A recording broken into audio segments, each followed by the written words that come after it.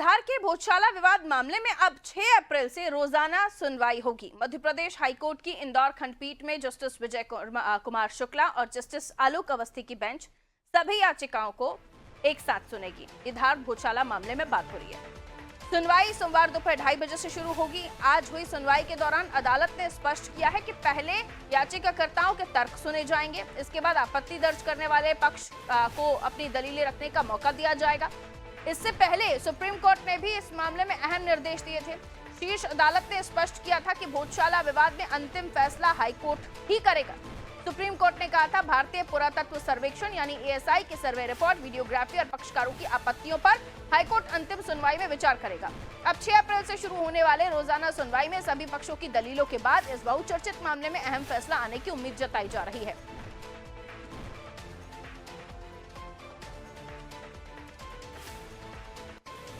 तो ये कहा जा सकता है कि धार भोजशाला मामले में अब जल्द ही फैसला आ सकता है, क्योंकि 6 अप्रैल से अब लगातार जो है वो सुनवाई होगी।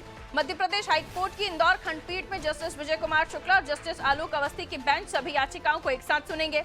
सुनवाई दोपहर 2:30 बजे से सोमवार को शुरू होगी और आज भी जो सुनवाई हुई उसके दौरान अदालत ने स्पष्ट किया है कि पहले याचिकाकर्ताओं के तर्क सुने जाएंगे, इसके बाद आपत्ति दर्ज कराने वाले जो पक्ष हैं उनकी दलीलें होंगी और साथ ही ये पूरा प्रोसेस जो है सुनवाई का चलेगा। इससे पहले सुप्रीम कोर्ट ने भी इस मामले में अहम निर्देश दिए थे कि शीर्ष अदालत ने स्पष्ट किया था कि भोजशाला विवाद में अंतिम फैसला अब हाईकोर्ट ही करेगा। आइए इसे हम और भी समझते हैं। 6 अप्रैल से रोजाना सुनवाई होगी, ये बताया जा रहा है। मनोज वर्मा जी हमारे पॉलिटिकल एडिटर हमारे साथ जुड़े हुए हैं, उनसे और भी हम इस विवाद को समझते हैं। धार भोजशाला मामला मनोज जी काफी समय से चर्चा में है और इसमें 6 अप्रैल से कहा जा रहा है कि लगातार सुनवाई होगी। इससे ये माना जा सकता है कि धार भोजशाला मामले में जल्द निर्णय आएगा, लेकिन कोर्ट ने भी साफ तौर पर यह कहा है कि जो पक्ष है अलग अलग, उनकी सुनवाई बारी बारी से होगी। सर देखिए, जिस मामले पे बात कर रहे हैं हम वो 2020 की एक याचिका पर ये पूरा मामला चल रहा है। हाई कोर्ट में जब मामला गया था, इसके बाद हाई कोर्ट के निर्देश पर एएसआई ने वहाँ खुदाई की थी और जो आधुनिक तकनीक है उसके आधार पर पूरी लगभग 3 महीने तक जांच पड़ताल की गई थी। एएसआई ने जो अपनी रिपोर्ट है वो सीलबंद लिफाफे में हाई कोर्ट में सौंपी थी। पहले मामला जबलपुर हाई कोर्ट गया था, जबलपुर से फिर उसका जुडिक्शन कहा गया कि इंदौर हाई कोर्ट है, वहाँ भेज दिया गया था। एएसआई की जो रिपोर्ट है उसमें हिंदू पक्ष का दावा है कि उसमें ये साबित होता है कि वहाँ हिंदू जो देवी देवता की मूर्तियों के प्राचीन अवशेष मिले हैं, उनके प्रतीक चिन्ह मिले हैं, जैसे कमल का फूल है, दीपक है, तोरण द्वार है, ये मिले हैं। और जो ग्राउंड पेनिट्रेट तकनीक का इस्तेमाल किया गया उससे साफ जाहिर होता है कि जहाँ पर मौलाना कमालुद्दीन मस्जिद की बात की जा रही है वो दरअसल में एक हिंदू स्ट्रक्चर था, जिसके बारे में हिंदू पक्ष का कहना है कि वो वाग देवी यानी माँ सरस्वती की पूजा स्थल वहाँ था और वहाँ पर एक यज्ञशाला थी जहाँ यज्ञ होता था और विद्यार्थियों को पढ़ाया जाता था। उसको तोड़कर उसी के अवशेष से आनन फानन में उस मस्जिद जो तथाकथित मस्जिद जिसको कहा जाता उसका निर्माण किया गया है।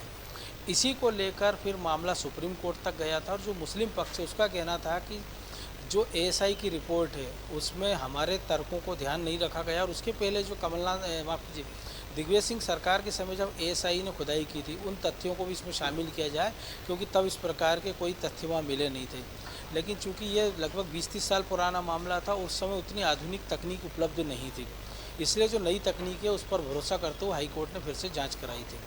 मामला फिर सुप्रीम कोर्ट गया और कल सुप्रीम कोर्ट ने कहा कि हाई कोर्ट इस मामले की जांच के लिए कैपेबल है और वहाँ निष्पक्ष और अच्छे से सुनवाई हो सकती है। इसके बाद आज फिर से मामला इस सुनवाई में लगाया गया था और 2 जजों की बेंच ने आज इस पर निर्णय लिया है कि सोमवार यानी 6 अप्रैल से अब इस मामले की दोपहर बाद 2:30 बजे से नियमित सुनवाई की जाएगी। उसके पहले दोनों पक्षों को बार बार ये लगातार सुना जाएगा, उनके क्या तर्क हैं, क्या दलील हैं, इसके बाद ये कार्रवाई धीरे धीरे आगे बढ़ेगी। तो कुल मिलाकर कह सकते हैं कि लगभग जो 1 सदी से जो विवादित मामला है, क्योंकि हर बार ये होता है कि हम देखते हैं कि जब जुमे के दिन यानी शुक्रवार के दिन बसंत पंचमी पड़ती है तब एक तनाव की स्थिति उत्पन्न हो जाती है। इस साल भी हमने देखा था जब दिग्विजय सिंह का शासनकाल था, उस समय एक बड़े व्यापक रूप पे इसी पूजा को लेकर दंगे हुए थे और उसके बाद जो लगातार जो मंगलवार को पूजा होती गई थी उसको रोक दिया गया था और साल में एक बार पूजा करने के निर्देश दिए गए थे। तो अब दोनों पक्षों को उम्मीद है, अपने अपने तर्क हैं कि उनके पक्ष में फैसला आएगा। लेकिन हिंदू पक्ष का कहना है कि जो हमारी तमाम सारे लोगों से बात हुई, जिस मामले में पिटिशनर हैं आशीष गोयल, उनका दावा है कि जो तथ्य मिले हैं एएसआई की रिपोर्ट में वो साबित कर रहे हैं कि ये भोजशाला थी और यहाँ जो वाग देवी की प्रतिमा थी वो अंग्रेज अपने साथ इंग्लैंड ले गए थे, जिसको लेकर भारत सरकार उनसे पत्राचार कर रही है। और उसी का फोटो लगाकर यहाँ प्रतीकात्मक बसंत पंचमी के दिन पूजा की जाती है और मुस्लिम पक्ष अपने तर्क दे रहा है। लेकिन जब सुनवाई आगे बढ़ेगी और दोनों पक्षों की दलील होगी तो इसके बाद उम्मीद की जा रही है कि इसी साल के आखिर तक इस मामले में निर्णय आ सकता है कि आखिर में वो वास्तव में धार गौशाला थी या वो मौलाना कमालुद्दीन की मस्जिद या दरगाह है। जी, शुक्रिया मनोज जी, आपने बहुत विस्तार से इस पूरे मामले को शुरू से लेकर अभी तक का जो विवाद है बहुत डिटेल में मनोज जी ने हमें समझाया। तो देखिए, फिलहाल जो अपडेट्स हैं वो यही हैं कि अब 6 अप्रैल से लगातार सुनवाई होगी, रोजाना सुनवाई होगी और अभी कोर्ट की तरफ से जो कहा गया है कि पहले याचिकाकर्ता फिर आपत्ति लगाने वाले जो हैं उनको भी मौका दिया जाएगा कि वो अपनी दलीलें रखें। एएसआई सर्वे रिपोर्ट पर हाईकोर्ट में बहस होगी और हाईकोर्ट ही इस पर फैसला लेंगे।